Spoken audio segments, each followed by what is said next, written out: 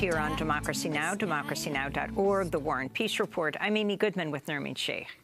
We turn now to Yemen, which United Nations officials say will face the world's largest famine in decades if the Saudi-led coalition refuses to lift its blockade on deliveries of aid. On Monday, the coalition shut air, land and sea routes into Yemen after Houthi rebels fired a missile that was intercepted near the Saudi capital, Riyadh. Saudi Arabia says its blockade is needed to stop Iran from sending weapons to the rebels. UN aid chief Mark Lowcock warned that if the blockade is not lifted, the resulting famine will claim millions of lives. He was speaking to reporters after a briefing at the Security Council. There will be a famine in Yemen. It will not be like the famine that we saw in South Sudan earlier in the year, where tens of thousands of people were affected. It will not be like the famine which cost 250,000 people their lives in Somalia in 2011. It will be the largest famine the world has seen for many decades, with millions of victims.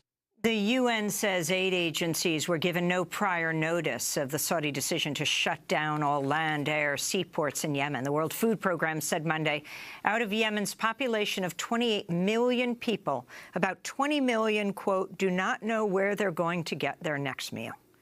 Meanwhile, medical experts warn the clampdown will worsen Yemen's cholera epidemic, which has sickened more than 900,000 people. For more, we're joined by two guests. We're going to begin with Afra Nasser, award-winning independent Yemeni journalist, founder and editor-in-chief of the Sana Review. Facing death threat, she's in exile from Yemen, but continues to report on human rights violations, women's issues, press freedom there. She's here in the U.S.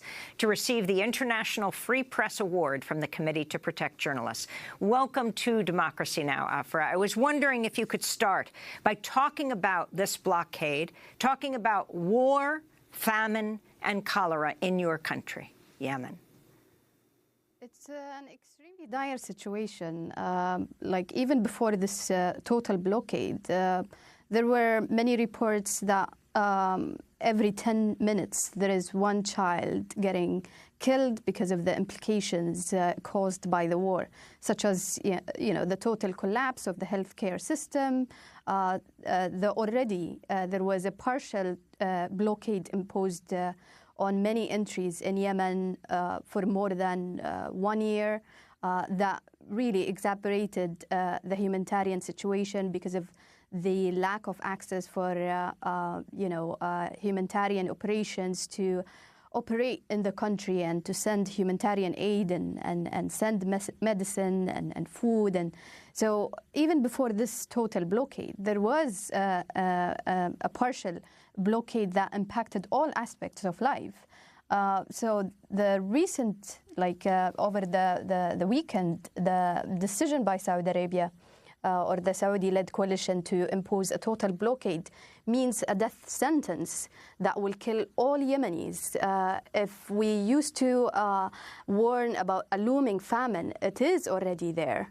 Now we will not even hear or listen or know anything about what's happening on the ground. The journalists are whether behind jail, international journalists are not able to have an access to the country.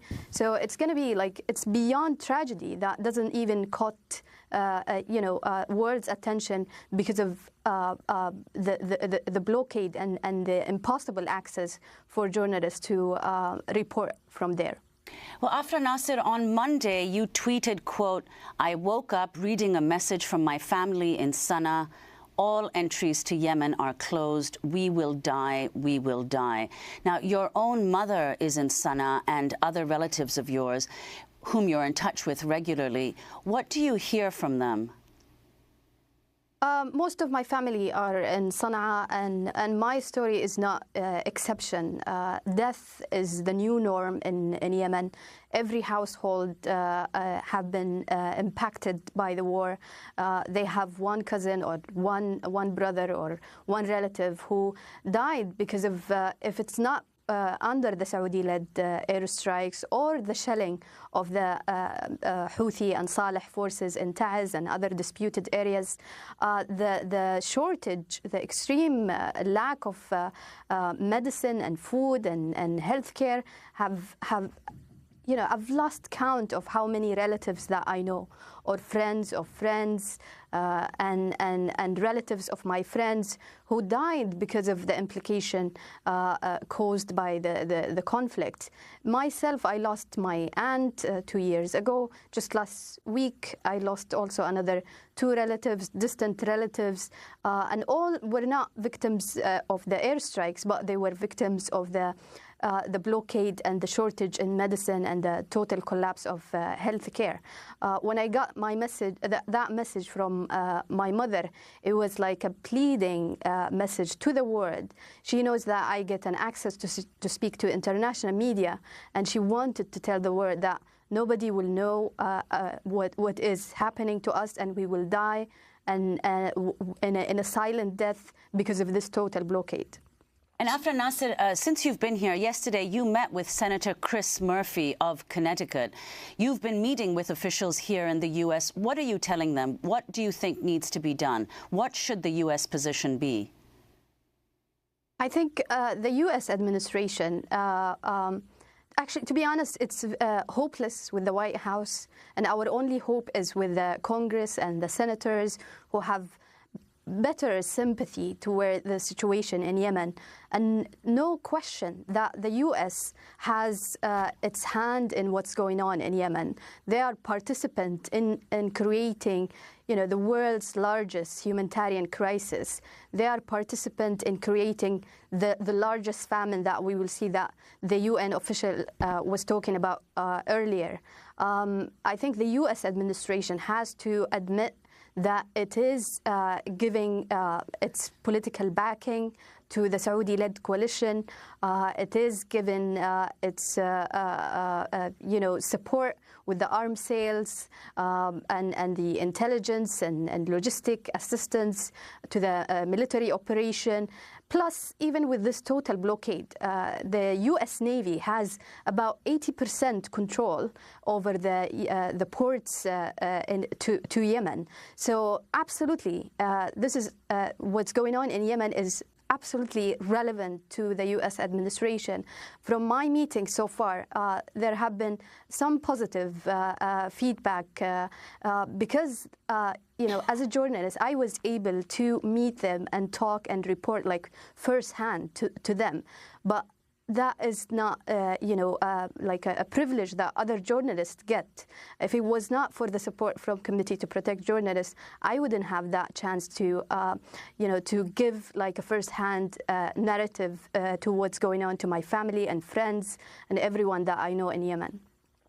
Well, Afra Nasser, on the question of arms sales, the independent newspaper in the UK reported recently, this week in fact, that the country's sales of bombs and missiles to Saudi Arabia have increased by almost 500% since the Saudi bombing campaign of Yemen began.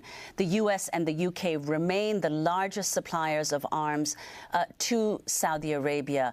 Could you talk about that and what you think the US and the UK, what can be done to stop these arms sales or at least to limit them?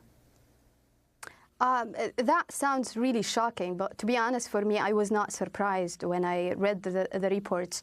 Just like 1 week or 2 weeks ago, there was a report that the UK General Secretary State Secretary was giving a talk at a hearing saying that our criticism to Saudi Arabia human rights record would definitely harm our arms sales to them.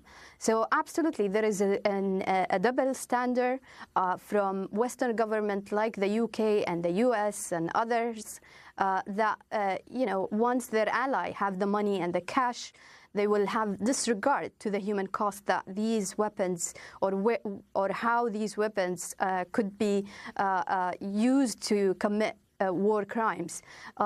This is absolutely like a double standard that Yemenis themselves know or understand better than everyone, that their blood costs nothing, their lives don't matter in face of the cash coming from Saudi Arabia or other members in the Saudi-led coalition, such as United Arab Emirates. I live in Sweden, and I'm working right now on an article that exposes the arms sales from Sweden to the United Arab Emirates. Believe it or not, there is like a military a weaponry office and semi-factory in Abu Dhabi in United Arab Emirates. And I can imagine that living in thinking that in Western countries there are a lot of lecturing about the human rights and respect for democracy values and so on. But once it's a country that is only fault that it's poor, so there is no there is disregard to the human cost that such arms deal could accomplish on the ground. Afra Nasser, let's go to a clip of an Al Jazeera reporter questioning the UN Secretary General's spokesman on the Saudi blockade. Does the UN believe that by its actions, this blockade, that Saudi is in breach of international humanitarian law? I'm not in a position to issue a legal ruling.